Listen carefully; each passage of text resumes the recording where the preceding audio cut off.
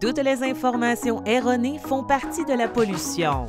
Certaines ne sont que de simples déchets, mais d'autres sont toxiques. Ce sont les déchets toxiques qui peuvent contaminer l'environnement en ligne et empoisonner la société. La désinformation est une information erronée ou trompeuse qui est diffusée délibérément dans le but de nuire. La désinformation sert aussi à créer des doutes et à nous faire questionner ce qui est vrai.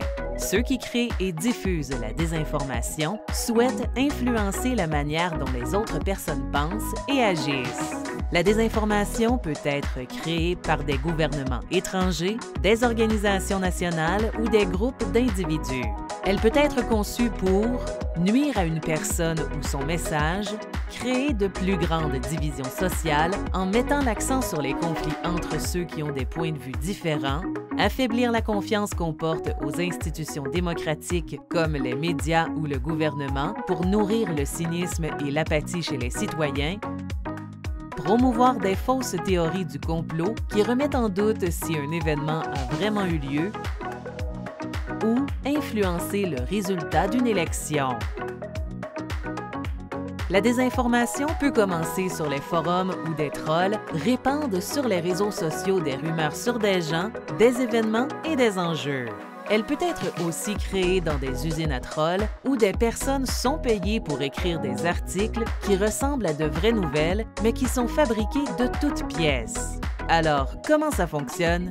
Les créateurs de la désinformation savent comment manipuler nos têtes et la technologie pour permettre aux informations erronées ou trompeuses de circuler. La désinformation est conçue pour cibler nos émotions. Il y a plus de chances que l'on y croit et qu'on la partage avec d'autres personnes. Les faux énoncés et les fausses nouvelles peuvent aussi contenir une partie de la vérité pour rendre l'histoire plus crédible. Les photos et les mèmes permettent à la désinformation de circuler rapidement parce que les gens sont moins vigilants lorsqu'ils voient une image que lorsqu'ils lisent un texte. On peut devenir des cibles de la désinformation à cause de la personne que l'on est et de nos croyances. L'Internet permet aux messages de circuler rapidement, surtout si on sait comment rendre le contenu viral. Sur les réseaux sociaux, les algorithmes décident de ce que l'utilisateur voit dans son fil d'actualité. Ces algorithmes montrent le contenu qui est populaire. Les créateurs de la désinformation peuvent faire augmenter artificiellement la popularité d'une idée à l'aide de bots, des programmes informatiques qui publient, aiment et partagent automatiquement le contenu. Ces faux comptes créés par des bots peuvent donner l'impression que plusieurs personnes parlent d'un sujet, alors qu'en réalité, presque personne n'en parle. Leur objectif est d'influencer une discussion en promouvant certaines idées et en critiquant d'autres.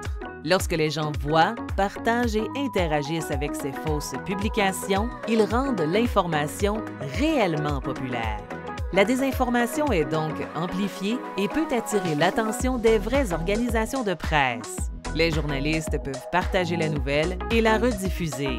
Une victoire pour les trolls. Il y a beaucoup de personnes qui souhaitent influencer votre façon de penser, que ce soit les politiciens, les annonceurs, vos amis ou votre famille. Il y a aussi des forces en ligne qui souhaitent te manipuler, te tromper ou te persuader, et leurs motivations ne sont pas toujours évidentes. Donc, que peux-tu faire à ce sujet? La première étape consiste à évaluer tes émotions. Demande-toi, est-ce qu'une nouvelle ou une publication me met dans tous mes états ou m'incite à la partager? C'est alors le bon moment pour s'arrêter et faire des recherches. Demande-toi aussi, quelle est la réputation de la source? Est-ce que le contenu est vrai ou trompeur? Que disent les autres sources? Arrête, vérifie, ne te laisse pas avoir.